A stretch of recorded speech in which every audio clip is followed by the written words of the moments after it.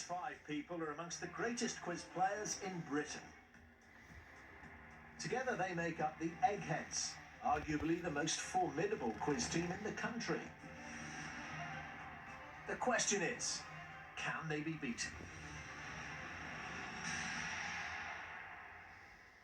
Welcome to Eggheads, the show where a team of 5 quiz challengers pit their wits against possibly the greatest quiz team in Britain.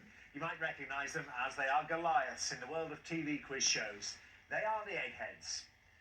And taking on the might of our quiz Goliaths today are the Barleymowers from Hertfordshire. The team are all involved with Barley Cricket Club and have known one another for 10 years or so. Let's meet them. Hi, I'm Ed, I'm 62 and I'm a retired sales manager. Hello there, I'm Chris, I'm 45 and I'm a publisher. Hi, I'm Jamie, I'm 31 and I'm an internet manager. Hi, I'm Jonathan, I'm 58 and I'm a chartered surveyor. Hi, I'm Clive, I'm 70, I'm a retired company sales director. Well, welcome to you, Barleymowers. I can see where the team name comes from. Do any of you actually look after the grounds? Well, we're all involved in the team here. Rodney, our groundsman, who's been involved in the club for 50 years, isn't here today.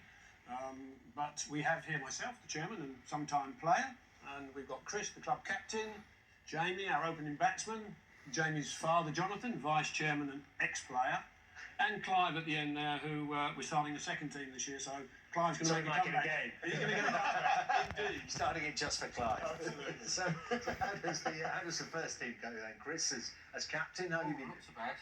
We've only got a few players to choose from really, so it's trawl round the pubs Friday night, trying to get the last few available people who can bat. Okay, well, let's see if you open the batting for the Barleymowers today. Let me tell you how Eggheads is going to work. Every day there's £1,000 worth of cash up for grabs for our challengers. However, if they fail to defeat the Eggheads, the prize money rolls over to the next show. So, Barleymowers, the Eggheads, have won the last 25 games, which means £26,000 says you can't beat the Eggheads. Okay, well, let's see if you fancy this, Jamie, any of the other Barleymowers. Our first head-to-head is food and drink. Who wants to play this? Oh, wow. Any one of you, food We and had a drink? chat about this, and Chris, Chris has got me. it's you, my man, indeed it is. It's you, Chris, is it? Yeah, It is that's Chris. This is based on your pub activities the night before the drinking side. Who would you like to play from the Eggheads? We thought we might try and take out, well, they're all very, very clever, but Kevin, please. They are very, very clever. Let's see if you can knock Kevin out. To make sure there's no conferring, could I ask you, Chris and Kevin, to make your way to the question room? Right, Chris, as captain, you'll be well familiar with tactics. Tactically, how do you want to play this? Do you want to go first or second? I think probably best to get the runs on the board, so I'll go first. Okay, first ball coming your way then. Which vegetable grows in spears? Fennel, asparagus or cauliflower? Right. Certainly not cauliflowers. Fennel, yes. Tall, flowery, asparagus. Well, they look like spears, so I'll go for asparagus. Yeah, that's right, asparagus. Good one, there you are, run on the board. Solid start. Kevin, Glühwein is the German term for what? Mulled wine, sparkling wine or dry wine? Glühwein is the German term for what? Glühwein is German mulled wine, sort of thing you get at Christmas markets. Glühwein, yeah, is mulled wine. One each. Back to you, Chris. Second question. The sour tasting drink known as kefir is a fermented form of what? Milk, beer or tea? K-E-F-I-R. Well, beer's clearly fermented, but I've never had a pint of kefir, so I don't think it's that. Tea? Could be. Could be one of sort of fermented yak's milk or something like that, so I think I'll plump for milk. Okay. You don't serve it after the matches. Oh, they'll drink anything. Milk is the right answer, yes, fermented form of milk. Kevin, by what name are Scotch pancakes also known? English muffins, flapjacks or drop scones? Now, this one I don't know. Scotch pancakes. I can't really think it would be the equivalent of a muffin, and a flapjack.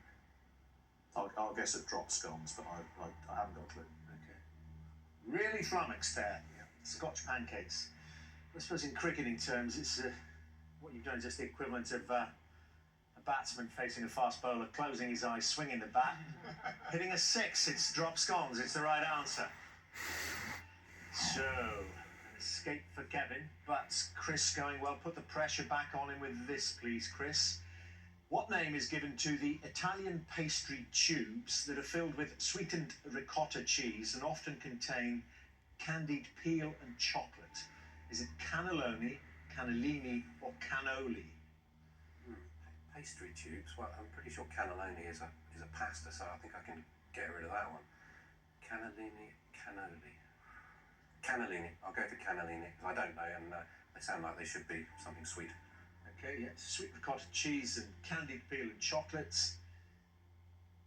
It's cannoli. You were right about cannelloni, but cannoli, the last of those three choices. So it was a couple of moments ago. It was looking quite good for you. The fact is now is that Kevin can win if he gets this.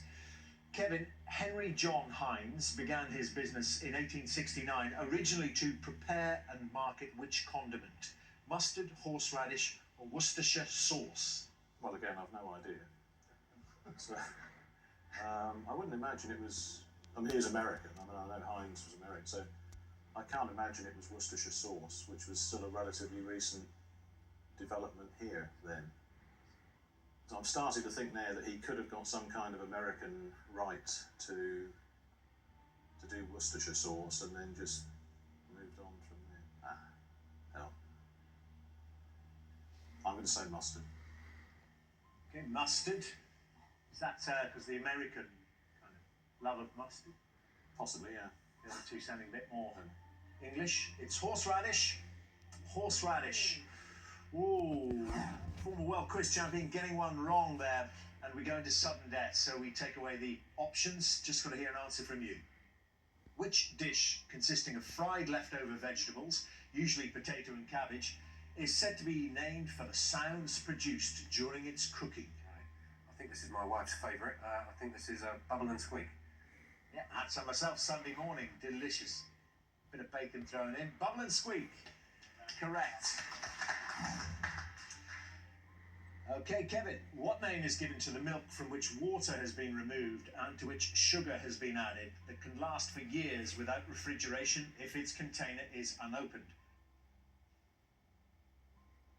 No. So they take the water out, add sugar, and then store it. I think it's going to be fall on the sword time, Dermot, I'm afraid. Because I simply have no idea. There's nothing I could even guess at. I'm not sure I've ever heard a word for that. If I have, I've long since forgotten it. No. A pass? I'm passing. The simplest of victories for you, Chris. You're through to the final round. And let's just tie up the loose ends here. The answer is, do you know, Chris? Let's just rub it in. What do you think it might be? Probably another one of my wife's favourite drinks. Is it condensed milk? Yeah, condensed milk. There we are. Sorry. I'd give you another point for that. It's a complete hammering for that. I mean, Kevin, condensed milk. The definition just didn't register. Didn't register with you. Well, not your finest hour there, but certainly one of Chris's. Would you both please come back and join your teams? Well, that really was a captain's innings, wasn't it, by Chris there? Took on the former world quiz champion there and really beat him right comprehensively, actually. So as it stands, the Barleymowers have all their brains intact, heading for the final round. The Eggheads have lost one. We play our next head-to-head now, and this one is politics. Who'd like to play this? Politics. Okay, right, we had a little chatty about this one, and Jonathan, Yep. it's you. Me. We're going to decide who you're going to play. Jonathan, yeah, you've got to choose an Egghead, and it can't be Kevin. Who are we going to play then? Politics. I think we'll take on Jordan. Judith. Let's have Jonathan and Judith then into the question room, please. Well, Jonathan, I don't know if this is any interest to you or not, but Judith's batting average, so to speak, in politics and Eggheads is played 15, lost 2. So, pretty good at it. Would you like to go first or second, Jonathan? First, please. Good luck. First question. In 1969, a junior officer named Gaddafi became the political leader of which country? Morocco, Libya, or Pakistan? Well, I think I might know this because he's been in the news quite a lot recently, back in favour. Certainly isn't Morocco, certainly isn't Pakistan. I think it has to be Libya. It's correct, yes. Gaddafi became political leader of Libya in 1969. Judith, which French president has given his name to one of Paris's international airports? Georges Pompidou, Valéry Giscard d'Estaing, or Charles de Gaulle? I think that's Charles de Gaulle. I'm always having to drive past it and try and avoid it on the way down to the south of France. Yeah, Charles de Gaulle is correct. Okay, Jonathan, second question. The Bruce Springsteen song No Surrender was used as a campaign song by which Democratic candidate in the 2004 US presidential election? Is it Al Gore, John Kerry, or Hillary Clinton? Well, I'm not familiar with that song, but I can discount Hillary Clinton because she's up this time round. So I think I'll go for Al Gore. Okay, the candidate was actually John Kerry in 2004. It was Al Gore who lost out in 2000 to George Bush. So nothing there. Okay, chance for the lead then for Judith. Judith, which world leader said in a speech in 1954, to jaw is always better than to war? Churchill, Stalin, or Kissinger? That was Churchill. Jaw? Yeah. That's right. Yes, Churchill is correct. So you've got to get this, Jonathan. Eugene Victor Debs was a Labour organiser and Socialist Party candidate for president 5 times between 1900 and 1920 in which country? France, Canada, or the United States? Eugene Victor Debs was a Labour organiser and Socialist Party candidate for president 5 times between 1900 and 1920 in which country? And Debs is D-E-B-S. Eugene Victor Debs. That doesn't sound very French, that name. I think I'll opt for Canada. Okay, Canada. It's the United States again, I'm afraid. So 2 presidential questions on the United States have caught you out. It means the round is over. Judith will be playing in the final round and no place there for you. I'm sorry to say, Jonathan, would you both please come back and join your teams? So as it stands now, the Barleymowers and the Eggheads have lost 1 brain each from the final round. And we move on to our next subject today, and that's going to be science. Who'd like to play this, Barleymowers? Ed, Jamie, or Clive? Science. Yeah. You're all fairly good at science, aren't you? I'm happy to give it a go if you want. It's got to be one of us, so... Okay, yeah, I'll go for it. Yeah. Okay, who are we going to play? Kevin and Judith down this end have both played, so one of the other 3. Daphne. Okay. We'll give Daphne. Yeah, all right, We're let's going to go try for it. Daphne on this one, please. All right. I want to see her smile. You can see that without playing her, actually. Okay, let's have Jamie and Daphne then into the question room.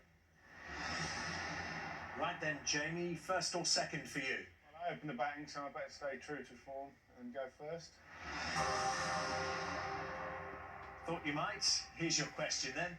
Which common bird has a white collar and white bars on its wings, is about 40 centimetres long, and bears the scientific name Columba palumbus? Herring gull, starling, or wood pigeon? Well, I know absolutely nothing about birds, so that's a great start. I'm guessing it's not a gull, because gulls tend to be white all over. I think starlings maybe a little bit too small, I'm not sure, so I think I'm going to go for wood pigeon. Okay. It is a wood pigeon, Columba palumbus. Well done, well worked out there. Knew nothing about it, but kind of felt your way there. Daphne, of what is kelp a large variety? Seaweed, plankton, or toadstool? Of what is kelp a large variety? Very good source of iodine. Seaweed. Seaweed is correct. Kelp, yes. Back to you straight away then, Jamie. What name is given to the sugar found in milk, which comprises 1 glucose molecule linked to a galactose molecule? Is it fructose, dextrose, or lactose?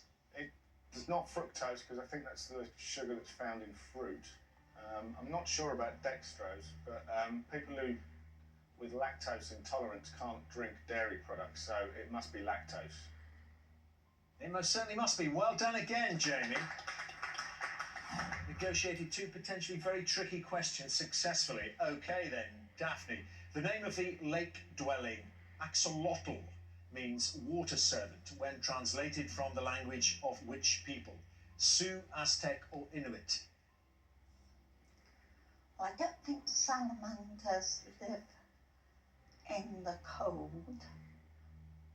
I've never heard them in connection with Native Americans, so I'm assuming it's Aztec.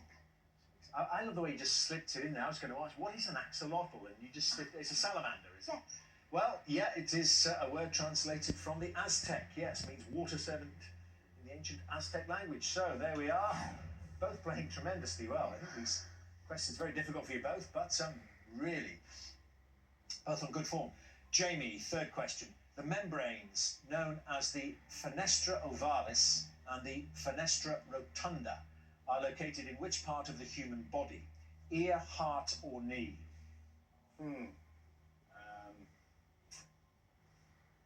Well, again, I haven't got a clue, so I'm going to have to try and work some logic out here. It doesn't sound like... I'm edging towards ear, I don't know why. I don't think it is ear now, I don't know. I'm going to go with heart. It's ear.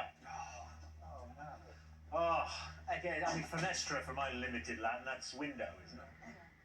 Oval window. So we've got oval window and the round window there. Yes. Okay, well, Daphne, you've got a chance to win. Daphne, which English scientist who died in London in 1703 discovered the fundamental law of elasticity? Robert Hooke, Isaac Newton or Francis Bacon? Sorry, Jamie. Robert Hooke. It's the right answer, Daphne, as you well knew. I think as Jamie knew there as well, it means you will be in the final round. And Jamie, a great player there, just caught out, just talked yourself out of that ear answer. Would you both please come back and join your teams? Well, bad luck there, Jamie. I mean, that was the cricketing equivalent of you trying to read a bowler about to hit you with a bouncer and he bowls underarm and it comes sneaks in there. Oh, dear, dear me. Bad luck, but still looking quite good for the Barleymowers. You've lost 2 brains from the final round, but the Eggheads have lost that one, and this can even it up in the final round. Our last head-to-head, and this might suit you. It's sport. And Ed and Clive remain to play it. Who wants to do sport? No, it's going to be you, Clive, I think. You happy to do it? Well, go for it. Yeah, we're going to go. Yeah. It's going to be Clive. And Chris or CJ? And I think. Do you want to go for CJ? It doesn't look comfortable. Well, but you know, yeah, but you know, Chris also has not been the best. But, no. CJ, We're going to go for CJ. Oh, joy! Clive and CJ, can I have you both in the question room, please? And Clive, always the challenger's choice. First or second for you? I think Derwin, I'll go second. CJ, first question. What nationality is the champion motorcyclist Valentino Rossi? French, Italian or Spanish? Might be thinking about changing it after his 19 million euro tax bill, but he's Italian. It is the right answer too, Valentino Rossi. Italian, okay. Clive, trebles for show, doubles for dough is an old saying in which popular sport? Snooker, golf or darts? Trebles for show, doubles for dough is an old saying in which popular sport? This rings a bell. I think I'm going to go for darts. Yeah, darts, yes, of course, yes. Big scores on the trebles, but it's a finish on the doubles that earns you the money. Okay. CJ, in November 2007, which country won the right to host the 2014 Commonwealth Games? Scotland, England or Wales? Now, I have read this. I think I know where it is, but I'm just going to think it through. I think Newcastle put in a bid. I think it went to Glasgow. I'll go for Scotland. Okay, the 2014 Commonwealth Games will be in Scotland. It's correct, CJ. Clive, the commentator Bjorg Lillerleen famously mentioned Winston Churchill, Lord Beaverbrook, Lord Nelson and Lady Diana after England took a hell of a beating against which other international football team in 1981? Poland, Norway or Sweden? Not Poland. Between Norway and Sweden. I'll go for Norway. Yeah, sounds Norwegian is the right answer, yes. Okay, all square then, and back to CJ. Which former Wimbledon tennis champion courted controversy in the 1990s when he announced that he considered 80% of female tennis players to be lazy fat pigs who shouldn't be allowed on the show courts? Jimmy Connors, Michael Stick or Richard Krajicek? I'm sorry, could you just give me the date again? I missed it. In the 1990s. Connors was champion 74-82, Stick 91, Krajicek 96. And I have heard this. It may seem very out of character for this man, and I can't relate it to anything, I can't get a handle on it, but it was the name that occurred to me, so I'm going to go for Michael Stick. Michael Stick. It's Richard Krajicek. Richard Krajicek. Doesn't he actually have a younger sister who's a very good tennis player now? Yeah, absolutely. Yes. Who now has a sister who's in the top 100, I think. Yeah. But it was Richard Krajicek who came out with those outspoken comments. And that means then that you can win it if you get this, Clive. Good luck with it. Blackpool's Darrell Peach became world champion in which sport in 2007? Pool, speedway or curling? Blackpool's Darrell Peach became world champion in which sport in 2007? Wow. I'm going to take up curling. I'm going to take a chance. Speedway. Okay, Darrell Peach became world pool champion in 2007. Right, we go on to sudden death then, and let off for CJ. CJ, the name of which Premiership football team comes from an Arabic word for a factory or workshop and was originally used in its Italian form for a dockyard in Venice? Look at your face. The name of which Premiership football team comes from an Arabic word for a factory or a workshop and was originally used in its Italian form for a dockyard in Venice? Well, the dockyard in Venice where they made the armaments was the Arsenal. Yeah, I mean, because the whole of Venice used to work to the clock tower above the Arsenal. That used to regulate the city's working hours. Yeah, I'll have to assume it's Arsenal. Arsenal it is, that's correct, CJ. Yes, look at that, your extraneous egghead knowledge there coming in and helping you out in sport, knowing that the Venetian dockyards were known as the Arsenal, and that's the Premiership football team. Okay, means you've got to get this then, Clive, to stay alive. Australia won their first ever Winter Olympic gold medal in 2002 in which sport? Well, they don't do very much skiing out there, that's for sure. Can't even think what. Must have been a skating. Was it the figure skating? Is that your answer? Yeah. Not correct. Not figure skating, but speed skating. Very different. And Eggheads, it was a bit of a fluke, wasn't it, really? Yeah, because Everybody else fell over. Yeah, they all fell over. Everyone fell over on the last bend, and he was in last place, and skating a bit of a Foyne-Haven, really, at Grand National. Speed skating, which means you've slipped into the final round, CJ. Summer, would you both please come back and join your teams? So this is what we've been playing towards. It's time for the final round, which, as always, is general knowledge. But I'm afraid those of you who lost your head-to-heads won't be allowed to take part in this round. So Jamie, Jonathan and Clive from the Barleymowers and Kevin from the Eggheads, would you leave the studio, please? So Ed and Chris, you're playing to win the Barleymowers, £26,000. Judith, CJ, Daphne and Chris, you're playing for something which money can't buy, the Eggheads' reputation. As usual, I'll ask each team 3 questions in turn. This time the questions are all general knowledge and you are allowed to confer. Barleymowers, the question is, are your 2 brains better than the Eggheads' 4? And Ed and Chris, would you like to go first or second? Go first. We occasionally bat together, so we'll bat first. Listen very carefully to the questions. Good luck. Their general knowledge could be worth £26,000. What is the official name for a male duck? Ooh, you don't like that word, do you? Cob, drake or pen?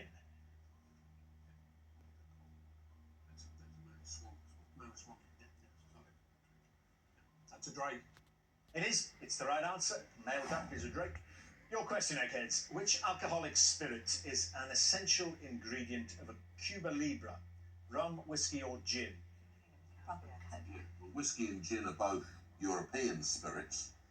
Cuba being in the Caribbean, the only Caribbean spirit there is rum. So it's going to be rum. Yeah, it has. Rum is correct, Eggheads. Back to you, Barleymowers. What is the profession of Frasier Crane in the US sitcom Frasier? Architect, psychiatrist or gardener? He's not a gardener. I'm pretty sure he's not a gardener.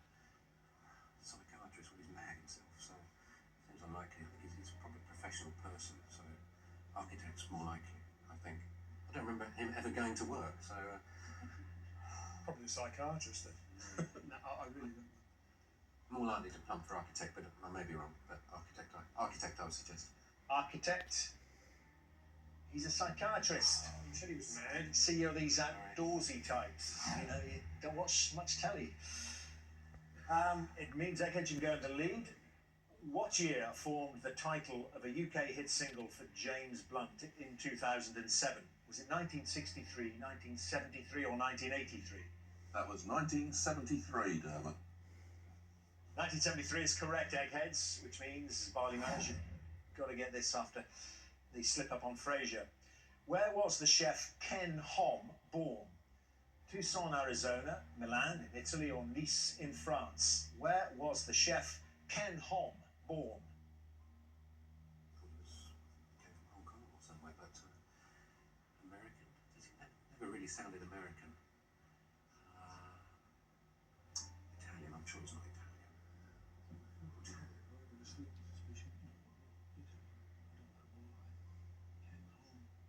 Looks like we've been bold enough and googly here, Dermot, I'm afraid. Very good Well, at playing I think Googly. it's not American, is it? So, not French. I've never heard anything French to do with it. I've just got a sneaking feeling for Italy. I've no idea why. I'll let you plump to get this one wrong. Right, I'll this play one. the last one. Go on, go for it. Go out, not in a blaze of glory. We're going to say Italy. We really don't know. Okay, he's born in the United States, in Tucson, Arizona. Which means, Eggheads, you've won.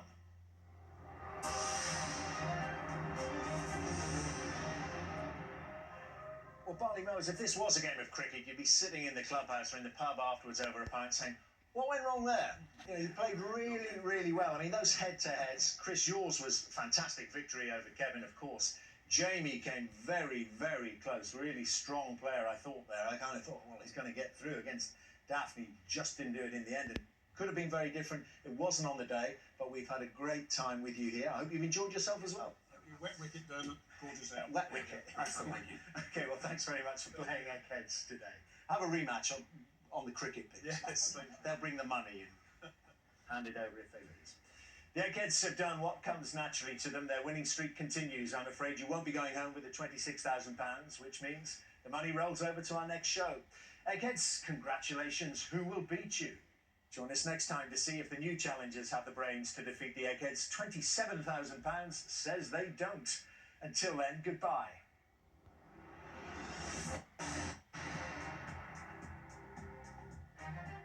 Only two chefs can represent Scotland on the Great British Menu, and it's decision time coming up now on BBC Two.